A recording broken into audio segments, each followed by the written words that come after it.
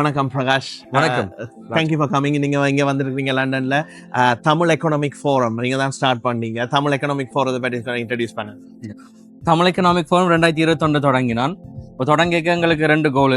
முதலாவது ஒரு networking platform, உறவு பாலமாக அமைக்கணும் தமிழர்களுக்கு. உறவு பாலம் இன்றைக்கு நாங்கள் நிறைய நாட்டில் இருக்கிறோம். ஆனால் ஒவ்வொரு நாடுகளும் தனித்தனியாக வேலை செய்கிற மாதிரி ஒரு பிம்பம் இருந்தது. அப்போ அதை ஒரு ஸ்பெஷலாக எக்கனாமிக் சைடில் மற்ற அரசியல் கல்ச்சர் ரீதியில் அது நிறைய பேர் வேறு செய்யணும். நாங்கள் எக்கனாமிக் ரீதியில் வந்து அதான் தமிழ் எக்கனாமிக் ஃபோரம். அதாவது பிஸ்னஸஸ், சேம்பர் ஆஃப் காமர்ஸ் செய்கிறார்கள் அல்லது இன்வெஸ்டர்ஸ், கடைகள், இப்படி எல்லாரையுமே வந்து நீங்கள் ஒரே செட்டப்பில் கொண்டு வர மாதிரி. ஸோ அப்படி என்ன சொன்னால் இதுவரையில் என்ன நீங்கள் சக்ஸஸ்ஃபுல்லாக செய்திருக்கிறீங்க, இல்லை இப்போ என்ன நடந்திருக்கு இப்போ லாஸ்ட் 3-4 இயர்ஸ்? லாஸ்ட் 3-4 இயர்ஸில் வந்து நாங்கள் நெட்வொர்க்கிங் ஹைப்ரிட் கான்ஃபரன்ஸ் செஞ்சுருக்கிறோம் 2 தடவை. அதில் வந்து உங்களை போல் பிரிட்டிஷ் தமிழ் சேம்பர் ஆஃப் காமர்ஸில் ரெப்ரசன்டேட்டிவாக கூப்பிட்டு நாங்கள்.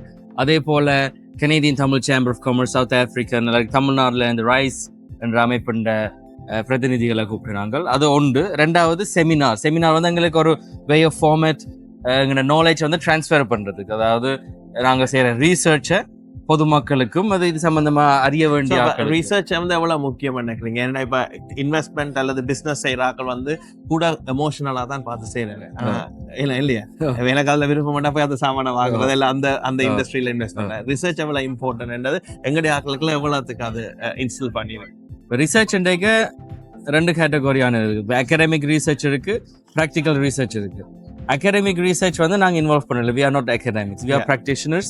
அப்போ அந்த ரீதியில் வந்து முதலீடோ வணிகத்தை பெருப்பிக்கிறதுக்கோ, அதுக்கு வணிகத்தை வந்து ஒரு ஸ்மால் பிஸ்னஸ்லேருந்து ஒரு மல்டிநேஷ்னல் கார்பரேஷன் ஆகுது. இப்போ இங்கே தமிழ்நாட்டு கையில் சொல்ல போனால் பெரிய அளவில் மல்டிநேஷ்னல் கார்பரேஷன்ஸ் இல்லை. அதில் எல்லாருமே செய்கிற வணிகம் ஒரு நாட்டில் மேக்ஸிமம் 2-3 நாட்டில் ஆப்ரேட் பண்ணுற பிஸ்னஸ் தான் இருக்குது. மல்டிநேஷ்னலாக கொண்டு போகிறது வந்து சரியான.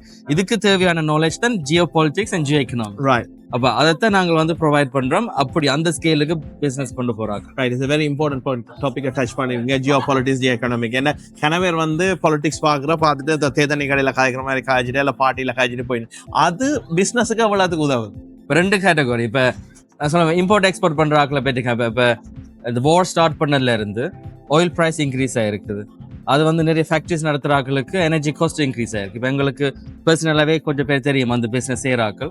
அப்போ அவேண்ட சிந்தனை வந்து இப்போ இந்த ஆயில் ப்ரைஸ் குறையும்ன்றது.